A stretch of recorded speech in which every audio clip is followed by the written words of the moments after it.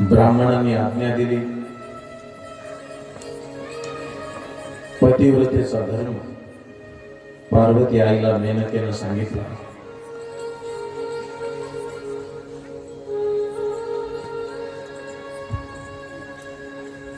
मुलगी जोपर्यंत सोबत आहे तोपर्यंत आपल्याला कधी कधी राग येतो, कधी कधी राग येतो, परंतु तुमच्या पाया पडतो. मुलीला रागवून, कारण तिचं पुढचं आयुष्य आणि तिचं भविष्य तुम्हाला माहित नाही.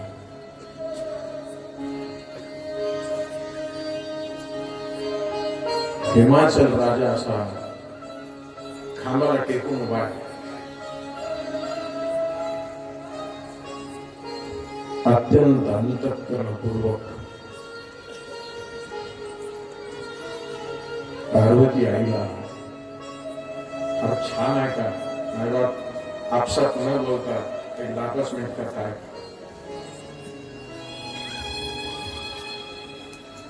दबदबलेल्या डोळ्यानं पार्वती आई पाया पडते. बस. आणि बघा ना सर, ज्या वेळेला पायावर दंडवत केला ना मेनकेच्या पार्वतीनं, त्यावेळेला असं बघितलं आणि पार्वती आईच्या डोक्यावरून हात फिरवून मेनकेचे डोळे खळखळ पाण्यानं व्हायला लागले. आई ना ती राजा चांगलं राशी नव्हती.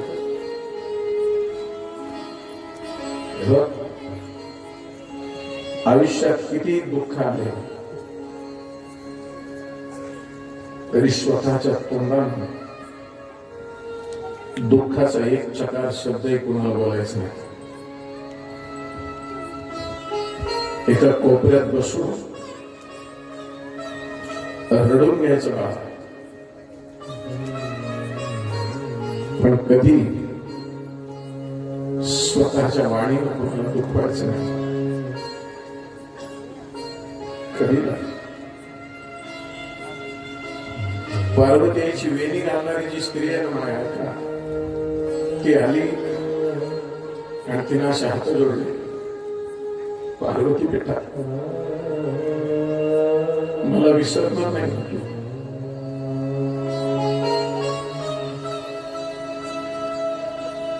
डोळे गबगबले. मी तुम्हाला विसरेल? माझ्या डोक्याला रोज तुम्ही तेल लावले नाही तर बसले. मला सांगा, आजही खेड्यापाड्यामध्ये अशी पद्धत आहे की मुलगी जर शेजाऱ्याची जरी वाट लावायची असली तर गावातल्या सगळ्या बायका एकत्रित खेळत आहे आणि प्रत्येक बाई त्या पोरीच्या डोक्यावर हात फिरवून सांगते, काळजी करायची नाही. अत्यंत किचकट आहे महाराज.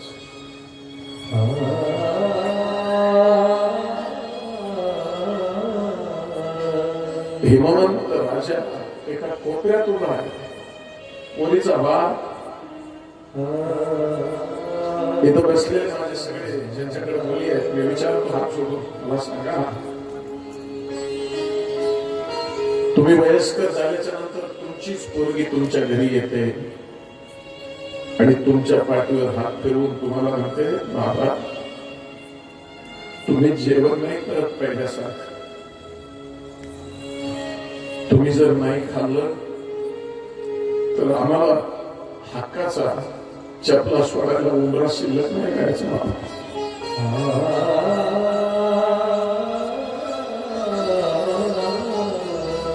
बाबा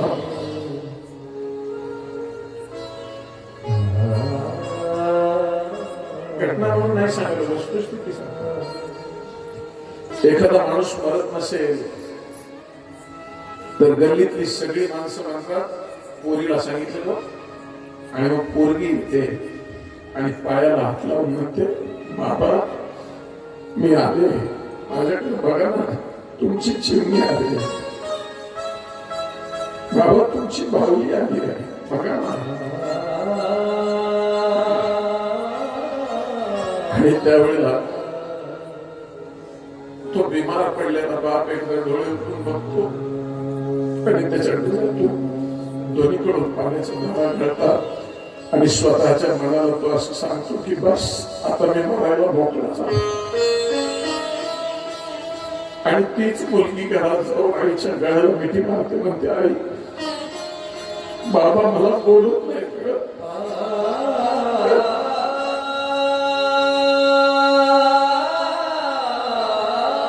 अत्यंत बिकट परिस्थितीमध्ये दादा ज्याला बाप नाही त्या मुलीची कळमळ विचारा.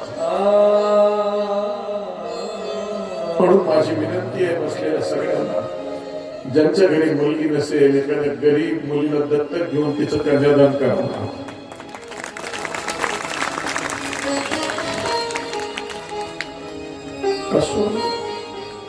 किती सुंदर आहे.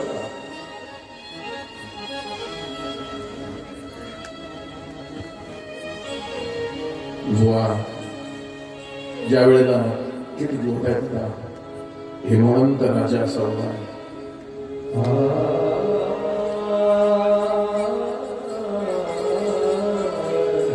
पार्वती त्यांच्याजवळ गेल्या आणि असा पदर पसरला. किती दगडाच्या काळजाचा माणूस असू द्या, पोरगी जाताना तो रडला नाही ना, तो बापच नाही. आणि एखादा धीर धरी रडायचा नाही. पण मुलगी ज्या वेळेला मुलगी गाडीमध्ये बसून निघून जाते ना, त्यावेळेला घरात येऊन दरवाजा लावून पलंगावर पडून एकटा दाय मोकलून रडतो, तो बाप असतो ना.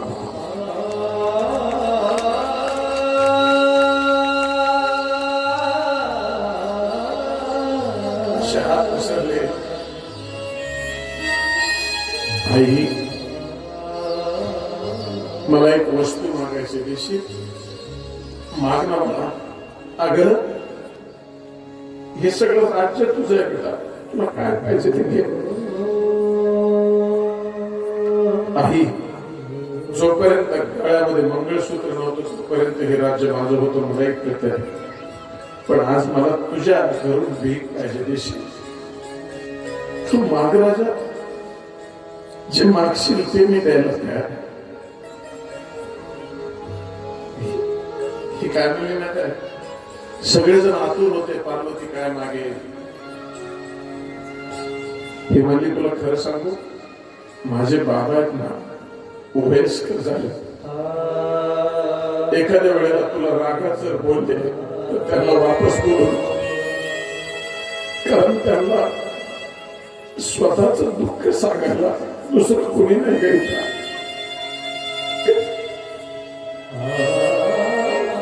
हिमवंत राजा पहाड आहे महाराज, सगळ्यात स्थिर पहाडामध्ये हिमालय मानला जातो. पण त्या राजाच्या सुद्धा डोळ्याला खळखळ पाणी आलं. बाळा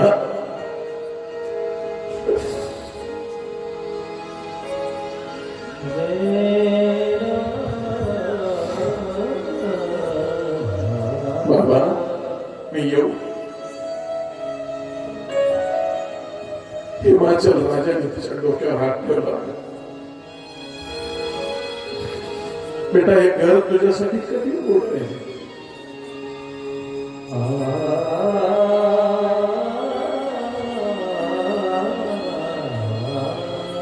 मी कालही सांगितलं, तुम्हाला आठवत आहे, मी आजही सांगतो की घरामध्ये आपसात वाढणारे भाऊ बहीण लग्नाच्या दिवशी दोघ जण एकमेकांकडे बघत सुद्धा नाही. कारण विशेष करून भाऊ तिच्याकडे बघत नाही आणि बहिणी पुन्हा पळत येऊन भावाच्या गळ्याला ज्या वेळेला मिठी मारते ना,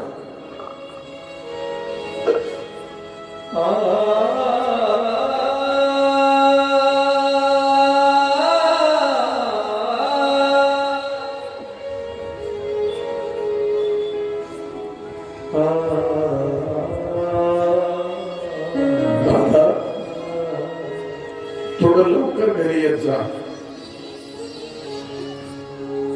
कारण आई वडील वयस्कर असतात, तर त्यांची काळजी घ्यायची.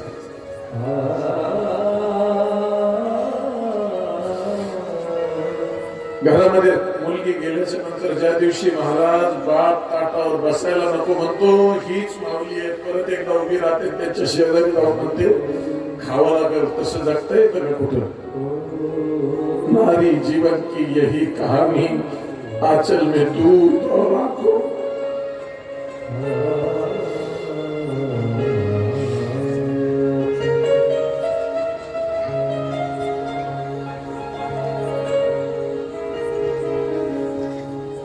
छोड़ तेरी बगिया मुझे घर पिया का सजा है.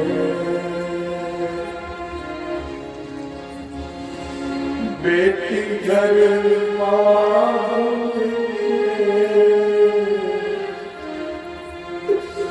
किसी और की अमानत है. कलेजे को रोके भुला.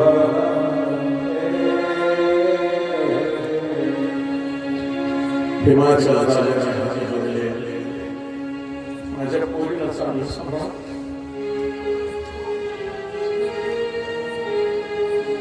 भगवान शंकर सगळी माणसं रडत होती, त्याला महत्व नाही. शंकर भगवानाला सुद्धा रडू आवडलं. ते स्वतः जगातला एक मात्र जाव आहे, कारण शंकर आहे ना. वंदे बोधमय मत्यम गुरु शंकर रूपिणा. त्याचं काळीज गुरु सारखं आहे. भगवान शंकराचं हृदय सद्गुरु सारखं आहे. सद्गुरु कोणाला दुःखी नाही करू शकत ना. विदाई झाली, वाट लावत लावत हळूहळू सगळं पुढे. पातिव्रत्य धर्माचं पालन सांगायचं होतं ना महाराज. काय म्हणले महाराज पार्वतीला आई तिची काय करे सदा कर पद पूजा. करे सदा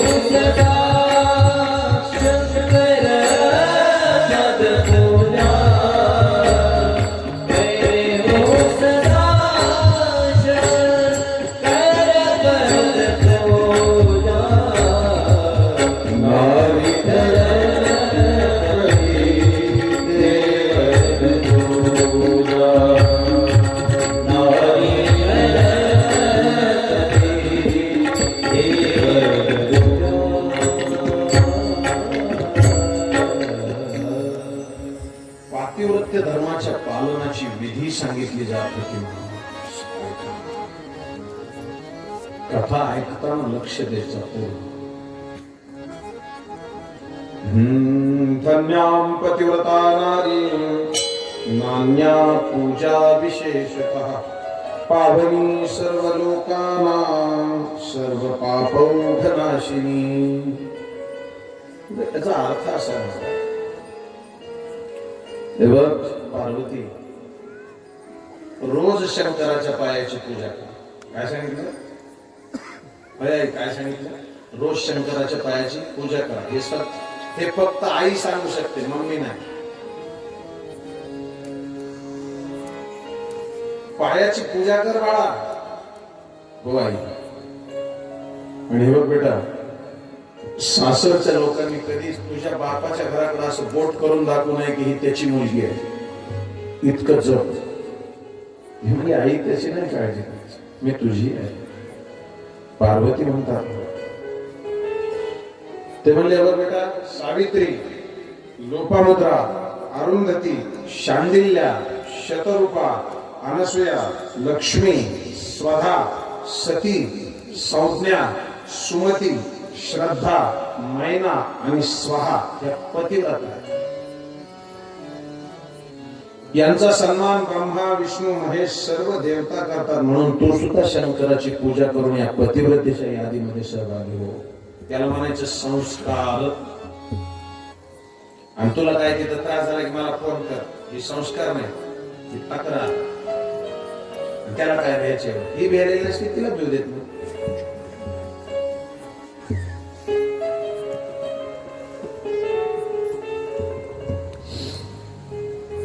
आणि बघ बेटा, तो जो देव आहे ना, तो शतप्रवृत्तचे लोक आहेत त्यांना गती देणारा, दिनांवर कृपा करणारा. काय सांगितले पतिव्रतेचे नियम सांगू सांगू ऐकायचे आहे का? जाऊ पुढे जाऊ सांगू. नवऱ्याच्या अगोदर बायकोनं जेवू नये.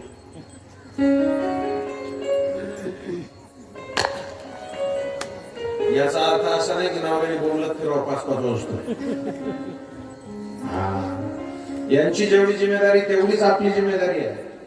बायकाचं काय सांगायला की माणसाच करते. अपने गिरेबान में झांक कर देखो साहब, शरीर के जुर्म यहाँ हर किसी के चेहरे हैं, किसका हिसाब किससे कराया जाए.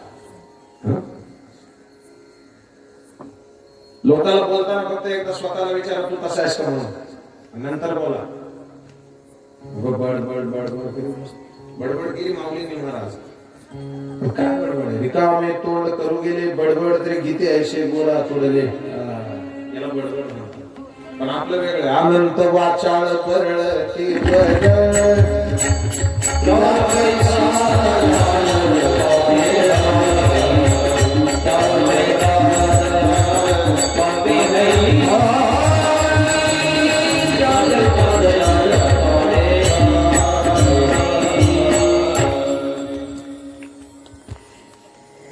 अवघड आहे. सांगितलं पुराणात जे सांगितलं ना ते अवघड. जेवढं जमतंय तेवढं करा. नवऱ्याच्या आधी जीव नाही. पण आता काय झालं माहिती का, एकमेका सहाय्य करून अवघे धरू सुपंत. मम्मी आणि पप्पा दोघं ड्युटीला असतात, बरोबर आहे. आमच्या गावाकडे एक नाव आहे, पण काम वाटून घेतले. काम असे वाटून घेतले, ठेवता तुम्ही धुना दूध जा, मी वळ घालायची, भांडे तुम्ही घासायची, मी पालती ठेवू, स्वयंपाक तुम्ही करायचं, मी जेवण, तुम्ही आतून टाकायचं, मी पसरत. तुम्हाला गणित विनोद नाही. दोघं ड्युटीला असतात ना, तिथं अडचण अशी होती की बायको म्हणते, अहो रवा भाजून ठेवलाय, पाणी टाका, उपमा तुम्ही खा, मला ठेवा. प्रेमाला उपमा नाही, प्रेमाला उपमा नाही, उपम्याला रवा नाही, रव्याला पैसे नाही, पैशाला काम नाही, चलू द्या पहिला धर्म सांगितला की नवऱ्याच्या आधी जीव नाही. याचा अर्थ असा नाही महाराज, त्याचा अर्थ असा आहे की दोघांनी सोबत जेवलं पाहिजे. माझी विनंती आहे सगळ्यांना, घरामध्ये जेवताना सगळेजण जर सोबत बसले ना, तर त्याचा एक फायदा असा होतो, भाजी जर संपली तर सगळ्याची संपली, बरोबर आहे. आपलं तसं नाही, आपल्याला पोटभर, मग बायका चटणी लावून खायनार का तिखट खायनार, खूप पैसे राहणार, तुम्हाला काय.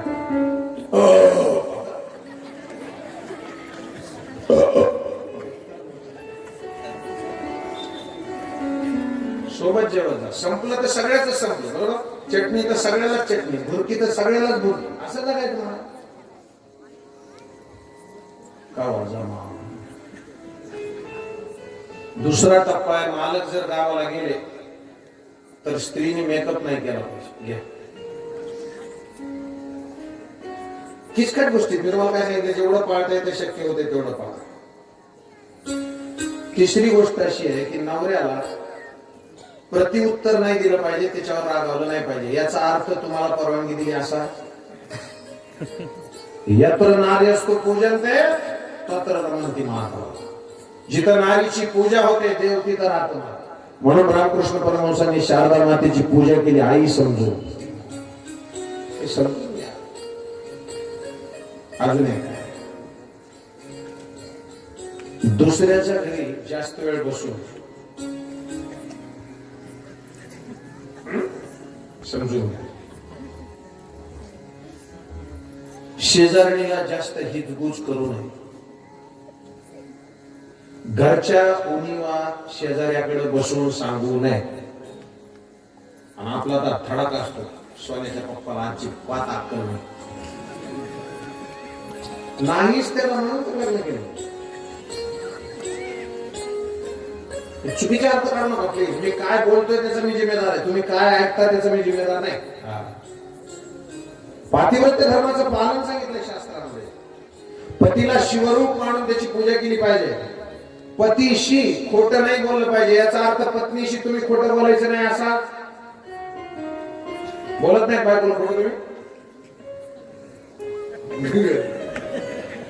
कबूल करा ना. म्हणजे काय देता बोलता ना खोटं. बरं तुम्ही खरं बोलता का सत्य बोलता? पटपट उत्तर द्या. खरं बोलता का सत्य बोलता? खरं बोलता. हे तरी खरं आहे का? खरं बोलतात हे सुद्धा खरं नाही.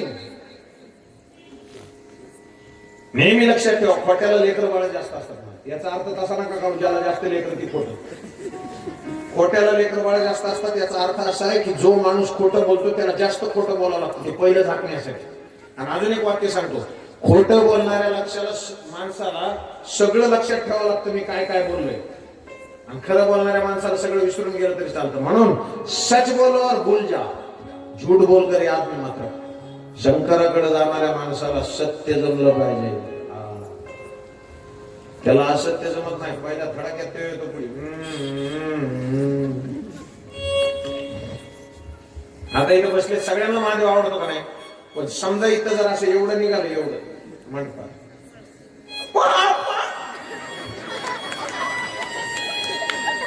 बरं, बायका नुसत्या पळपळ म्हणतील, माणसं काय म्हणतात काट्या.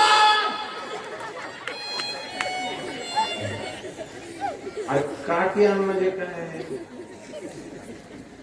जनावर किती, तू वरडतो किती, काठी किती मोठी. बरं ती काठी इतकी मोठी आणि का दुसरीकडे खाली तर दुसरीकडे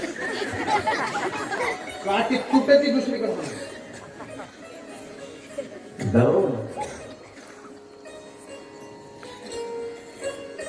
पतिव्रता 4 प्रकारच्या सांगितल्यात. एक उत्तम, दुसरी मध्यम, तिसरी अधम आणि चौथी निकृष्ट.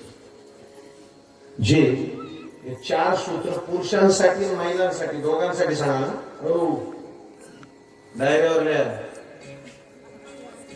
अशा ऐकते जणू का उद्यापासून चांगलंच वागणार आहे.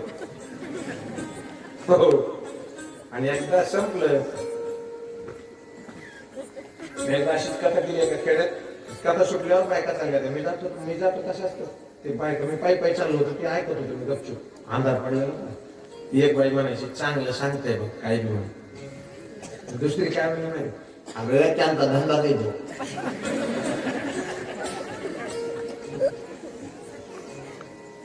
धंदा नहीं, मैं धंधे के लिए नहीं हूं, मैं बंदा बनना चाहता हूं. जी स्त्री स्वप्नामध्ये सुद्धा परपुरुषाकडे पाहत नाही त्या स्त्रीला उत्तम पतिव्रता म्हणतात. स्वप्नात सुद्धा परपुरुषाकडे जिची दृष्टी वळत नाही तिला म्हणायचं उत्तम पतिव्रता. तसंच लक्षात ठेवायचं, स्वप्नामध्ये सुद्धा परस्त्रीच्या विचारात त्याला स्वप्न पडत नाही असला माणूस चांगला, उत्तम. ठीक आहे. दुसरा टप्पा आहे, जी स्त्री परपुरुषाकडं बाप, भाऊ, मुलगा अशा नजरेनं पाहते ती स्त्री मध्यम पतिव्रता. ठीक आहे. बाप, भाऊ, मुलगा अशा दृष्टीने बघणारी मध्यम.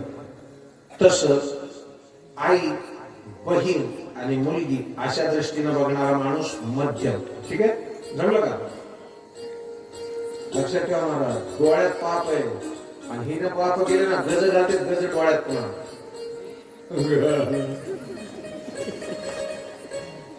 एक जण मला महाराज मला डावा लय फटफट करायला काय लाभ होईल का? ते म्हणलं किती दिवस झाले? ते मला 6 महिने झाले. मला दवाखान्यात दाखव, तुला पॅरालिसिस होईल.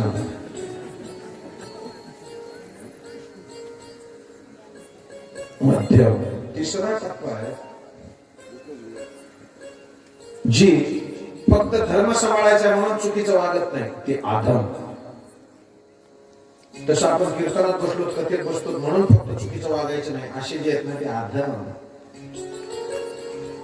आणि जी भीतीमुळे व्याभिचार करत नाही ती निकृष्ट.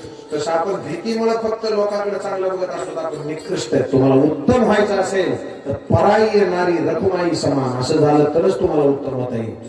परस्त्रीमध्ये मला माझी आई दिसली पाहिजे तरच मला चांगलं जीवन जगता येईल. लक्षात घ्या. आणि हे होत नसलं ना तुम्ही किती कथा आहे का तुम्हाला सांगता मारताना तुम्ही चांगली मारणार घ्या. तुम्ही लक्षात येडवाकडे फावडा करून गुरु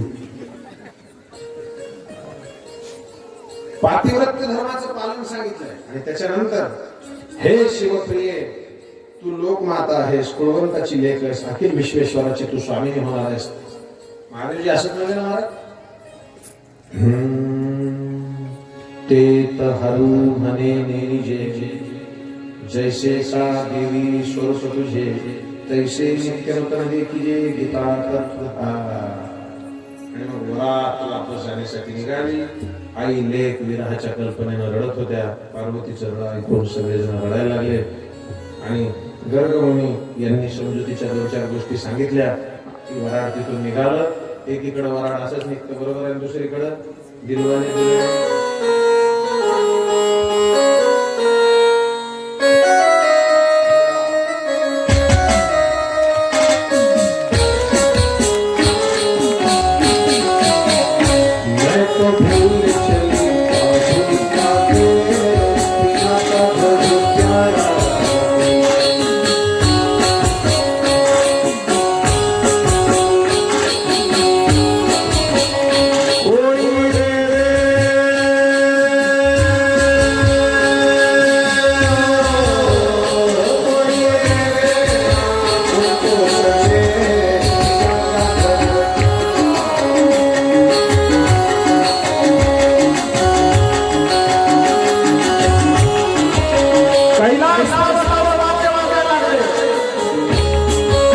भगवान शंकर सूर्यनाथ कैलासाला हिमाचल प्रदेश से कैलाश